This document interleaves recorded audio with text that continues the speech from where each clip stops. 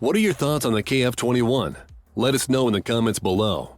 If you enjoyed this video, don't forget to give us a like and subscribe to our channel to get our latest videos straight to your notifications.